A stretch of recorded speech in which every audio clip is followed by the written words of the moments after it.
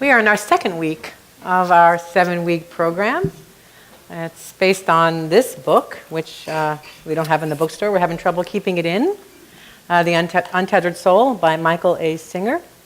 And the subtitle of this book is The Journey Beyond Yourself. The Journey Beyond Yourself. And so we're going to spend 7 weeks doing the work in the book, and most of you who came in today got an affirmation card. If you didn't get one, I invite you to pick one up on the way out, because you can also pick up one of these posters and put it in a place where you like, in your home, where you see it. At the end of 7 weeks, you'll have a poster full of the affirmations that we are working with here every week. So we invite you to do that. One of the things that I like to do when we do a 7-week program is to ask people to share about what unity means to them. I mean, if you remember when we did the 4 agreements last year, we had live people up on the stage who were sharing what unity means to them. This year we decided to do it a little differently, and we are videotaping people. So I want to share with you the first videotape that we're going to share in our program, and it happens to be Kathy Day. Hi, my name is Kathy Day, and I would like to share with you the long and winding road that has brought me to Unity of Stuart. I'm what you would call a classic cradle Catholic. Born Catholic, raised Catholic, Catholic elementary school, Catholic all-girls high school, Catholic universities for college, married Catholic, raised the kids Catholic. The Catholic Church served me well until it didn't. I reached a point in my life where my soul was really searching for a more expanded approach to my personal and spiritual development. And today I see myself as the least religious I've ever been in my life, but at the same time, the most spiritual. So Unity of Stuart came into my life at absolutely the perfect time. I was at a major crossroads in my life, recently divorced and relocating to Stuart. I was really open to being led by Spirit. My soul had a longing for belonging, and I really wanted to be a member of a vibrant community of like-minded souls that were pursuing a spiritual path and really exploring the deeper meanings to life and beyond. And I'd heard a lot of good things about Unity of Stuart and wanted to check it out. So I was hooked from the first time I walked into the church. And it was on a Sunday about 5 months ago. Everyone was so welcoming and genuine and upbeat and happy. And our minister, Reverend Jude, is passionate and devoted and inspiring and motivating and experienced. And Unity of Stuart offers all of us ongoing opportunities for learning, growing, and fellowship, and it's fun. And I really look forward to Sundays because the services truly nourish me. I always leave feeling informed, affirmed, and empowered. I'm home. And I hope to see you next Sunday at church. Thank you. And you can also, we're going to be putting those on our website, and so people who are looking for us can find out what some of you all think about our Unity Center. Okay, so last week, in our first week in the Untethered Soul, we talked about the inner voice. We talked about the inner voice that chatters all the time, remember? And that's the one that just chatters about everything, and it sometimes, most of the time, it's negative or it's judgmental, either outwardly or inwardly. And we called that chattering voice the inner roommate, right? The inner roommate that we had that has continuous internal dialogue. And our homework was to just watch that voice and listen to the voice, particularly in challenging moments, and then to move into the witness, the observer, with no judgment about the voice. Just notice when that voice was active. Did anybody get a chance to observe that? Did you? Right. It's quite something, isn't it?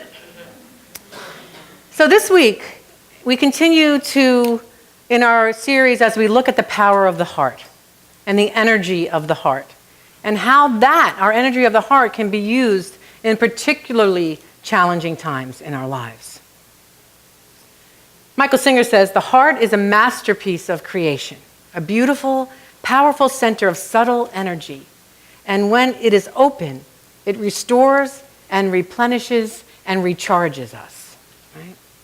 So this energy that he's talking about, this energy of our heart, is not the energy that we get from food or that we get from sleep. It never grows old, this energy. It never gets tired. It is always available. Doesn't matter how old you are. It doesn't matter how hard you work.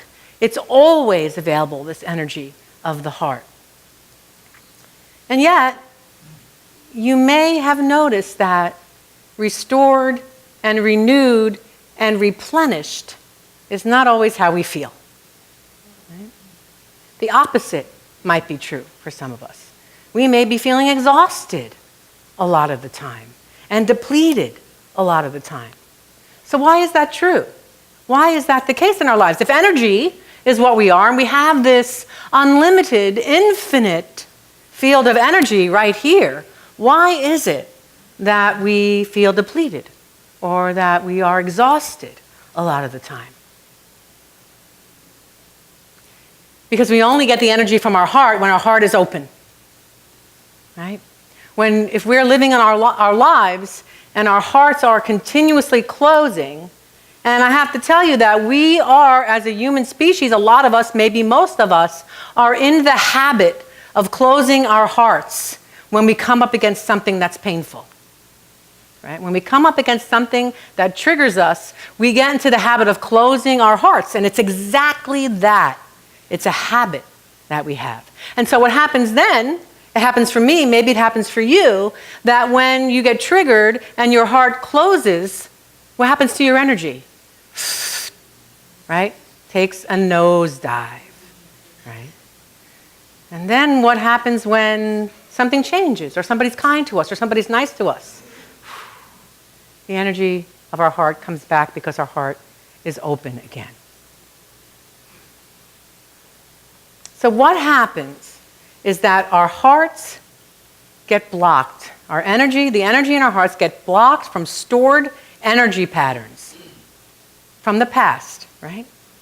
Unforgiveness, resentment, self-judgment, limiting beliefs block the flow of energy. Whatever unfinished business we're carrying around, it gets stuck and the energy gets blocked. It gets frozen in there.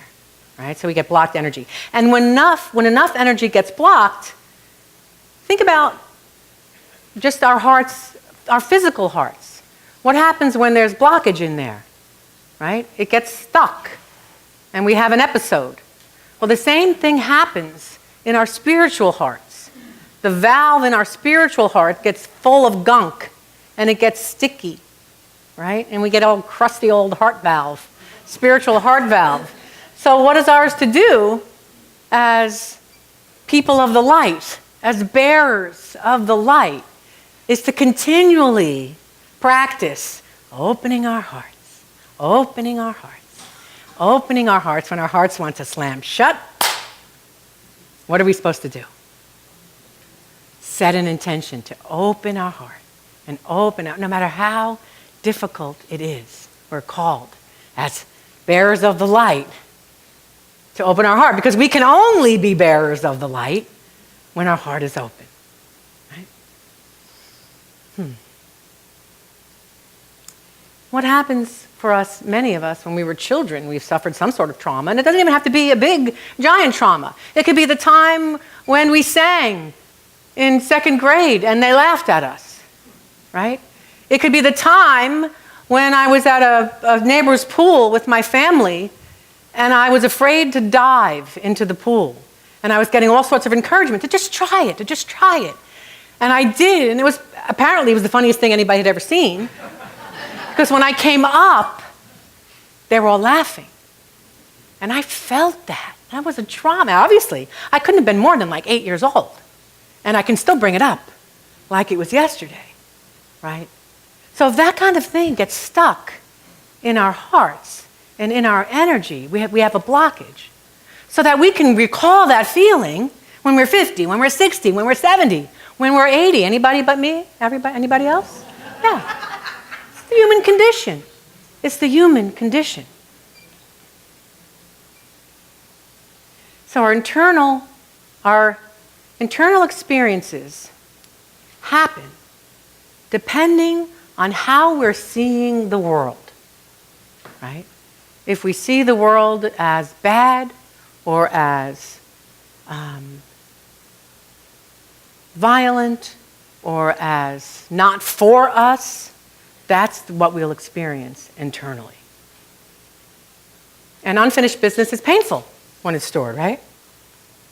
And it's our resistance to feeling that pain and letting it go that will keep us stuck in that cycle, right? How many times when we have that kind of feeling or we have a memory that comes up that we just want to go, just put it behind us. Just put it behind us and not feel it, not have to go through that again. But what Michael Singer says is that pain not transformed is pain transmitted. Pain not transformed is pain transmitted. So what we're doing in this work is that we are called to stay in the witness mode when that pain comes up and do our best to not be afraid of it. Do our best to feel it and to let it come through and out, right? And be a witness and say, oh, that's familiar. That's familiar pain.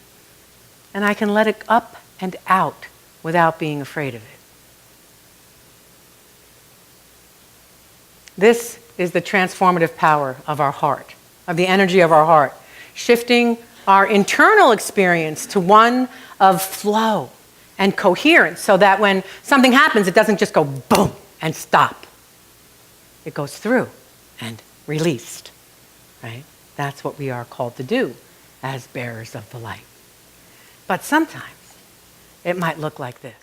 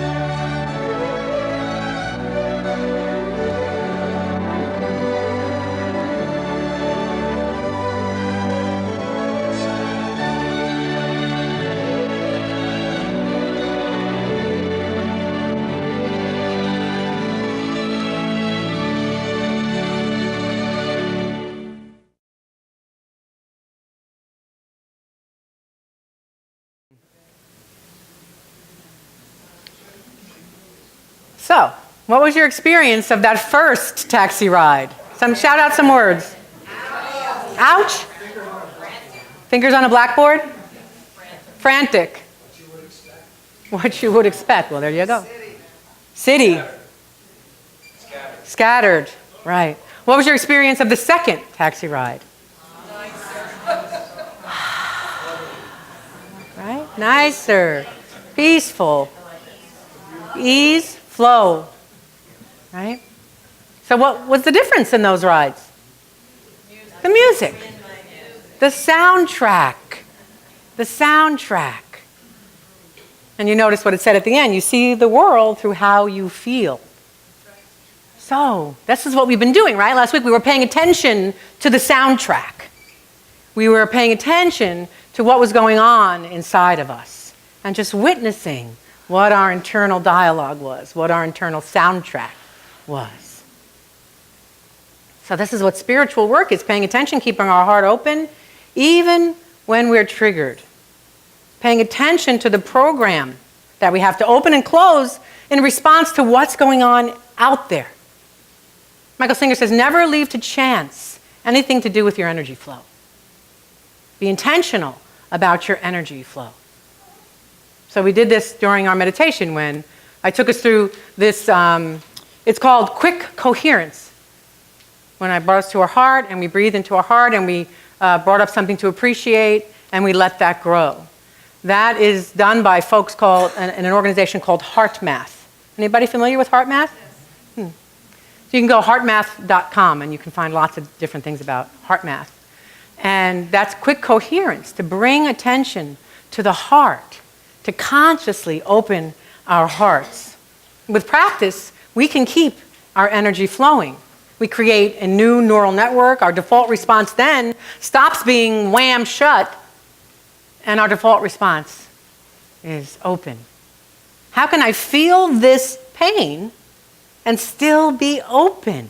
It's possible. It takes practice, but it's possible. This triggering moment that we talk about, right? When something happens, that's the point of choice. Something happens, we get triggered, and for many of us, perhaps most of us, we jump in we jump into the abyss of the feeling, right? We can have a choice, though, in that triggering moment. It's the pause that holds all of the power. When we practice enough, when we get triggered, to simply pause and take a breath, we have that expansiveness to make the decision about what to do next. What to do next about our energy, to close our hearts or to open our hearts. There's power in the pause. Because even if you think that shutting down is protection, it's not. We know that at the depth of our souls. Shutting our hearts is not protection. Because when we shut our hearts, guess what else we're shutting off? The divine source. The divine source of love, the divine source of all that is what gets shut off when we close down our hearts. There's no way we can heal. We can heal ourselves or we can heal the world if our hearts are closed. Think for a moment what the world needs to be for you to be joyful, enthusiastic, and loving. Is there a certain way that the world has to be? And if so, what happens when it's not that way? What happens when it's not that way? Right? How effective is it to think that if only the world would change, I'd be fine. I'd be in love all the time if the world changed. Singer says, do not let anything that happens in life be important enough that you are willing to close down your heart. That's how important it is to keep our heart open. You might, as a little tickler for you, you might say to yourself in that time of choice, how important is this going to be in 10 years? How important is this going to be in 10 years? Right? Then suddenly, the socks on the floor aren't that important. Suddenly, the crumbs on the counter, I'm talking about my life now. Suddenly, the crumbs on the counter aren't going to be that important in 10 years. Right? So, open heart. Open heart.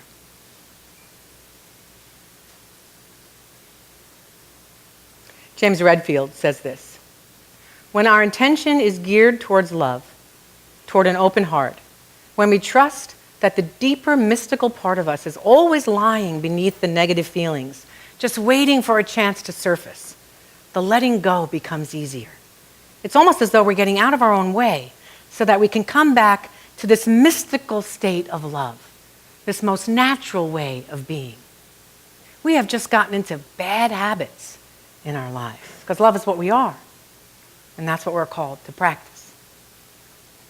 Focusing on the heart, breath plus feeling appreciation equals peace. It's simple and powerful, but don't let the simplicity get in the way, because it's very powerful to set that intention and to practice it. Let's take a look at this slide. This is a computer-generated image of, and I got it from HeartMath, of what magnetometers can measure. It's the electromagnetic field of the heart. And it's been measured, as you can see, several feet from the body. And all of us have this electromagnetic field. Now, if we're in a state of chaos or stress or incoherence, science tells us that our field, our energy field, will reflect that. And we walk in and out of each other's energy field all the time. I mean, I don't have to get that close. I'm in Jay's energy field right now, right? I'm probably in Sherelle's and Ron's right now. Send good thoughts. So this is what we do. Have you ever walked into a room where nobody is saying anything, but you know something has just happened in that room? Yep. You get it. You feel it because you're walking into that. You can feel it. People say, you can cut it like a knife, right? That's what this is about.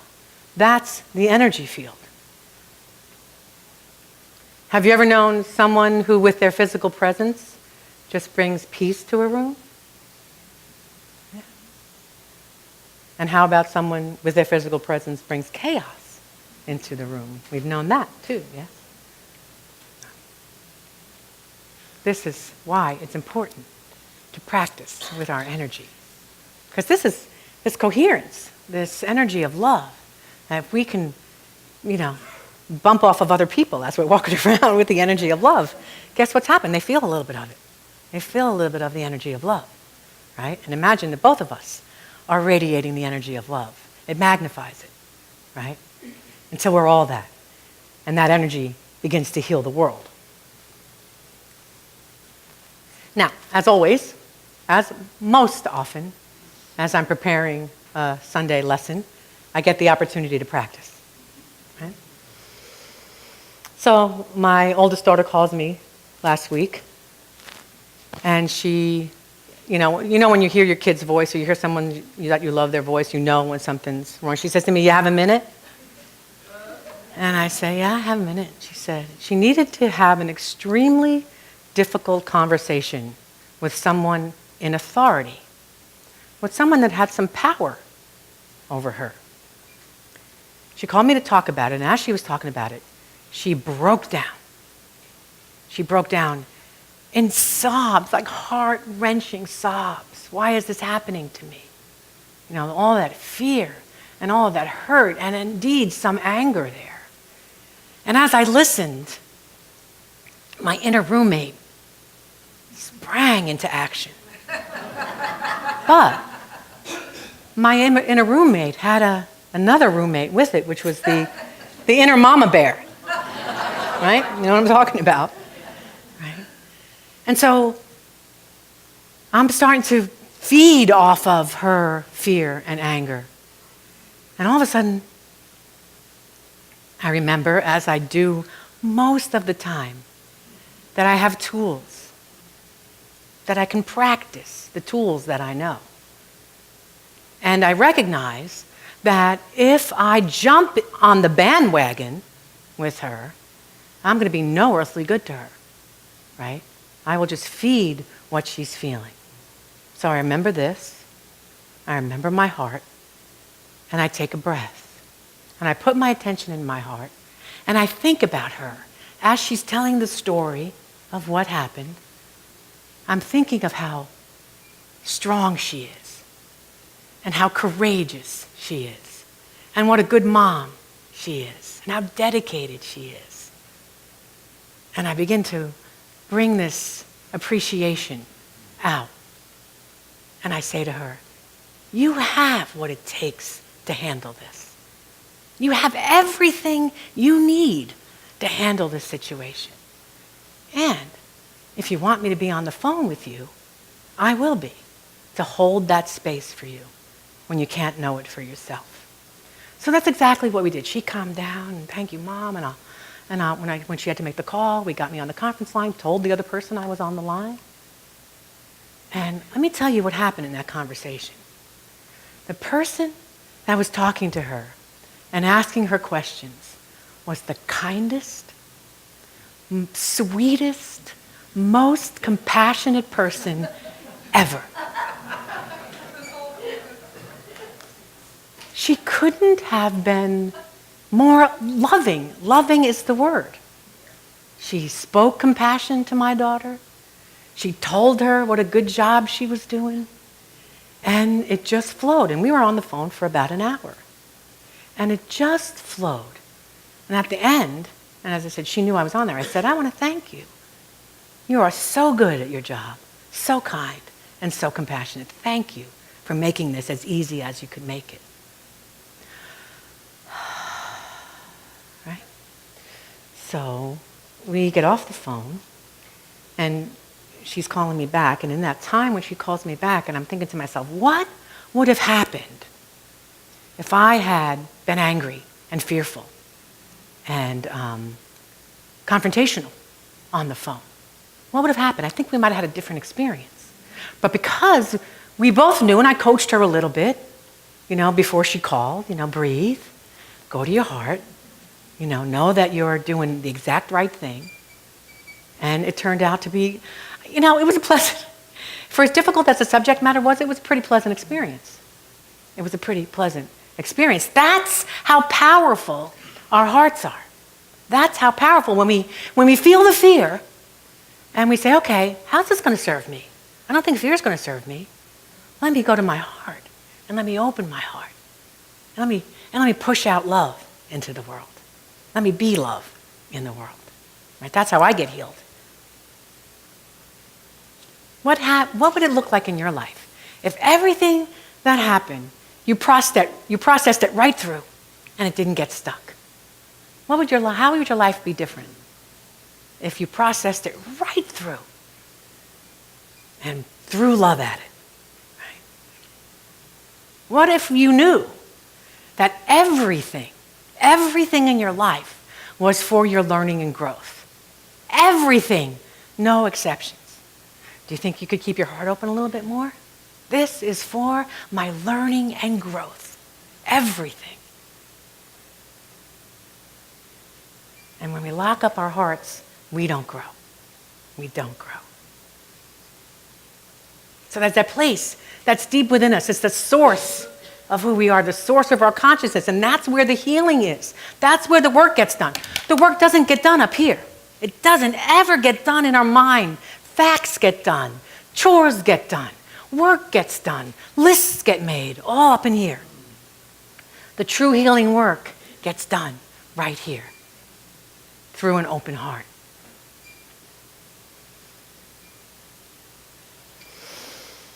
So, we start small, right? We start small. So we get triggered by, what could you get triggered by? Let's see, what did I get triggered by recently? What? Traffic in the, oh, have I told you the story? You're talking to me, girl. All right, I'll tell it. So we live on the other side of 7th. Go down Martin Luther King, but when we come out, I generally come out towards the circle there, the roundabout, right out of Martin Luther King. And it's a 4-way yield. You know where I'm going. 99% of the time when I come out to that yield, the traffic from Route 1 is going foom, foom. Nobody yields there. Can you tell that I got a little triggered? I was getting so triggered by it that my daughter, who was 13, she's saying, Mom, this happens every time. And every time you get upset, every time I say, thank you for letting me go.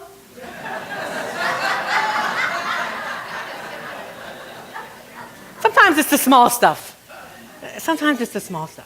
And then I realize, what is that doing for anybody? Nobody knows I'm yelling at them and, from my car, thank you, being all, So I decided to let it be a place where I breathe and bless. Breathe and bless. Breathe and bless. And every once in a while, somebody actually does yield. And I'm like, I'm almost not ready.